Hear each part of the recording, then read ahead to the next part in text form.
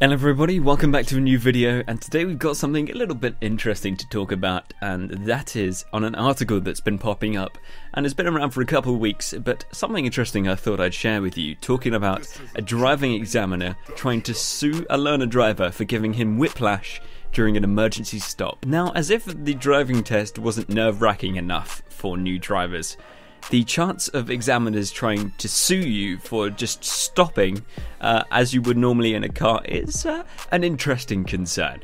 Fail your driving test for many reasons, including, cutting people up, stalling the car too many times, just normal stuff, Braking too hard during an emergency stop isn't something I think that's a regular point for failure, let alone giving your examiner whiplash because of braking too hard when he's asked you to do an emergency stop. That's a bit like saying, during an emergency stop you shouldn't brake too hard because you might give yourself an injury.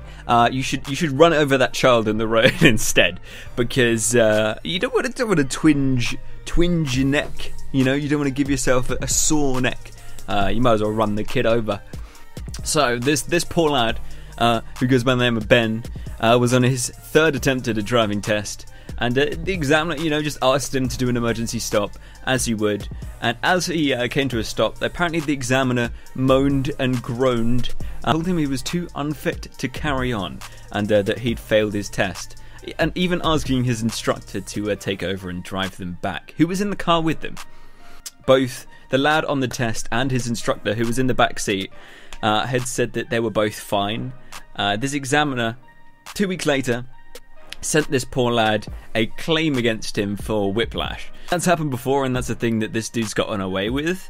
That's definitely something dodgy going on. On top of that as well, the examiner didn't give him any minor or major points for the test, but just terminated it, saying that he was unfit to carry on. To be fair, I think this case, even though 2 weeks later apparently this case was dropped by the examiner, if this lad didn't have his instructor with him in the back of the car, I think this probably could have gone really badly against him. There was no one else to prove that he hadn't injured the examiner in the car with him. So having your instructor in the car with you, as well as the examiner, can just take away that chance that the examiner's going to try and slip something by you. So say like fake a speed sign that you went past, or did something stupid just because it's just you in the car. You've got the instructor keeping an eye out too.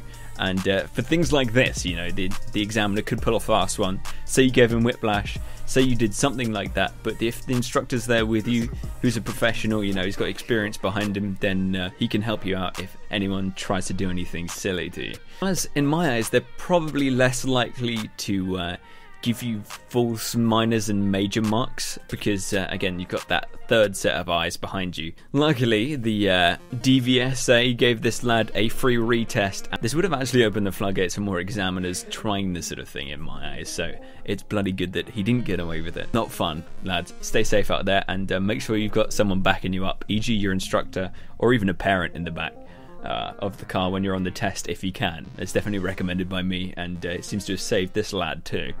Alright lads, just a short little video today. Got some exciting stuff coming up with the Volkswagen Cup very soon. I'm working on an interesting video from my trip down to Alton Park the other day, so that'll be coming out in a couple of days. I'm going to try and keep up with the news videos, make them a bit more regular. I keep trying to be more consistent, but hopefully we can make something in a semblance of a schedule for videos. That would be really nice. So, fingers crossed. I'll see you guys soon. Make sure you drive safe, and I'll see you in the next video. Peace. So guys, if you have any news articles or anything that you want me to cover for the channel, please feel free to send them to my Twitter at PanosTV, my Instagram, which is under the same name, or just down in the YouTube comments in any one of my videos, as I try to go through them all and keep an eye on what's going on. Any ideas will be credited, and you'll get a shout out in the video if it's a good one. So thank you for watching, and I'll see you soon.